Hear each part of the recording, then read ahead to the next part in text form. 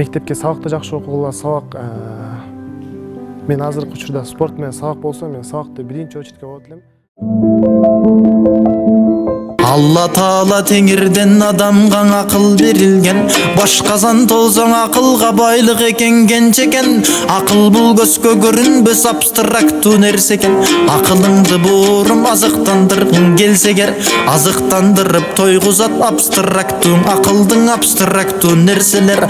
Адам катары санашпайт акылың ачка жакырда, сан тармактан билим ал сыйласын десең жакында, башкарам десең билим ал бала чака катында. Күрөшүп жүрүп табасың күчтүү, илим болбосо күнүмдүк жеген ашыңда. Топторду жарып чыкканга толгон маалымат илимге толтуруш керек башыңда. Тойгузгандай курсактың ай досун тойгузуш керек акылды.